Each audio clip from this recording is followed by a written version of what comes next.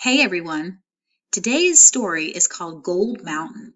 It's the fifth story in our domain about immigration.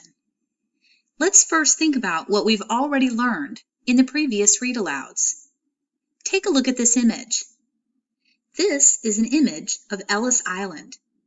Remember that European immigrants came through Ellis Island on the East Coast, settling in nearby cities and sometimes moving to the Midwest. Let's take a look at another picture of Angel Island. This is Angel Island. Remember, some immigrants to the United States entered the United States by the West Coast.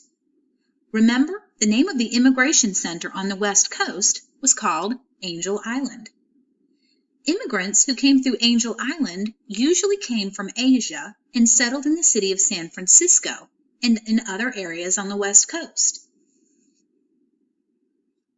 During today's read-aloud, I want you to listen carefully to find out what push and pull factors inspired two Chinese immigrants to emigrate from China and settle in the United States at about the same time that Sean and Fiona emigrated from Ireland. Remember, push factors are those factors that cause somebody to leave their country, and pull factors are factors that cause someone to come to a new country, like freedom of speech, freedom of religion, the opportunity for a new job. But first, let's take a look at some of the words we're going to hear in today's read-aloud. One word you're going to hear today is responsibility or responsibilities. Responsibilities are things that you are in charge of or dependent on to take care for. Put the word responsibility or responsibilities in your vocabulary book. Another word you're going to hear in today's read-aloud is the word character. Usually, we think of character as an animal or person in a story. In this particular read-aloud, the word character is going to be symbols used in a system of writing. You'll hear that word again when I begin reading. The next word you'll hear in today's read-aloud is exhausted. The word exhausted means extremely tiring. Another word you'll hear today is the word honor. Honor means to treat someone with respect or show respect towards someone. And the last word that I want you to listen for today is the word wage. Wages are money that you give someone for doing work. Now let's get ready to hear our story. One day in 1858, Lin Wen hurried down the steep stairway and out onto the street that cut through his neighborhood in San Francisco, California. Lin Wen's neighborhood in San Francisco was called Chinatown because it was the area of town where many immigrants from China settled. Like other immigrant groups, the Chinese came to America for many reasons. Gold Mountain, or Gamsan as the Chinese called it, was one of the main reasons the Chinese immigrated to the United States. After word reached China of the discovery of gold in the mountains of California, Chinese people were soon crossing the Pacific Ocean in large numbers, hoping to make their fortune. People claimed, "There is a whole mountain made of gold gleaming in the sun. You just chip away pieces of the mountain, and soon you are as rich as the Emperor of China." Lin Wen and his father traveled to America, hoping to make a better life for themselves and their family. They had come on a great steamship, leaving behind Lin Wen's mother, his two sisters, and his grandmother in China. On the journey to the United States, Lin Wen's father had told him, "We will make enough money to bring over the rest of our family too, or we will take the money home and live as rich men." Since coming through the immigration center on Angel Island, Lin Wen and his father had discovered that life in the United States was not as easy as they had expected it to be. Chinese immigrants, like Lin Wen and his father, experienced hostility from Americans in California.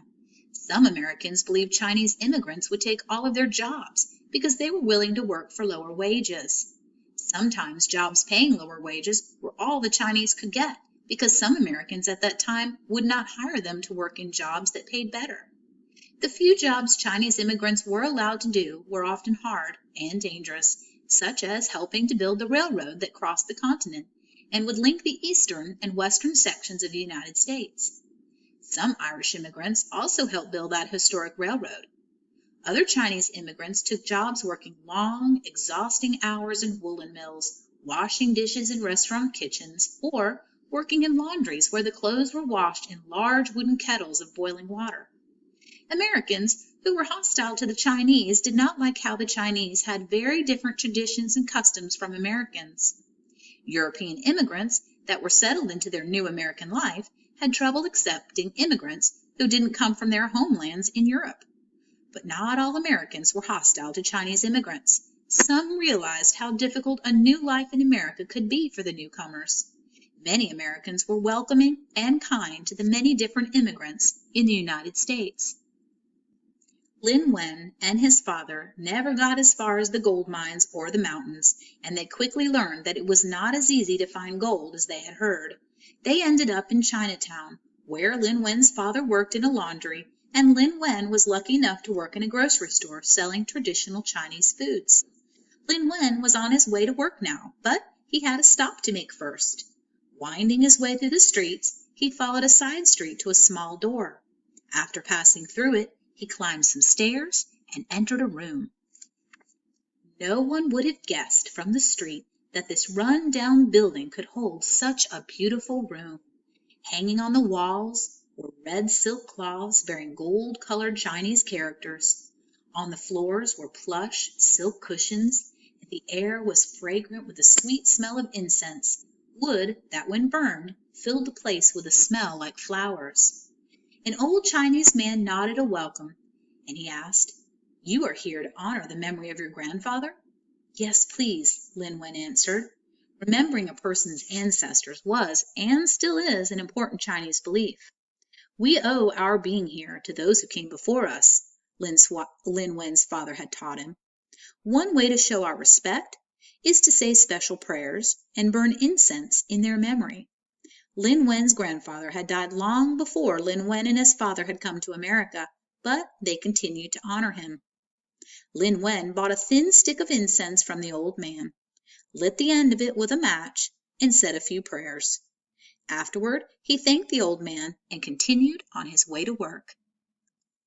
The market was crowded with shoppers buying ducks and chickens and vegetables, rice, and other produce for traditional Chinese recipes. The owner of the market, Mr. Wang, had known Lin Wen's family back in China.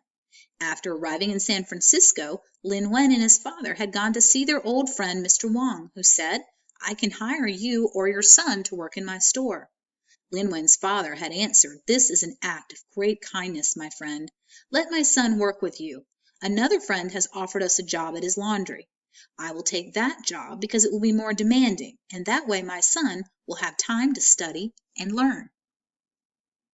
At the time, Lin Wen had said nothing, but that night he quietly asked his father, "Father, should I not respect you as the head of our family?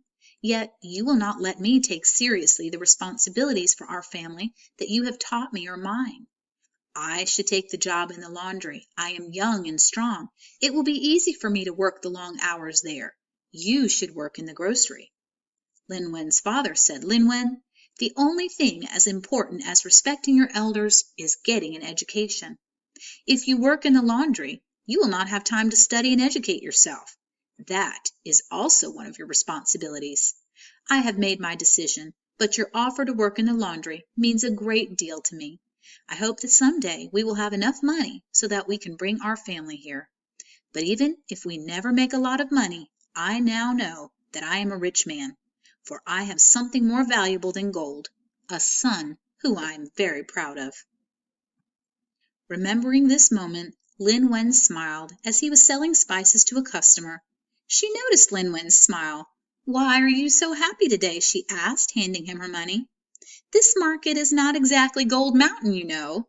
"Perhaps it is," Lin Wen answered, and he smiled as he handed back her change.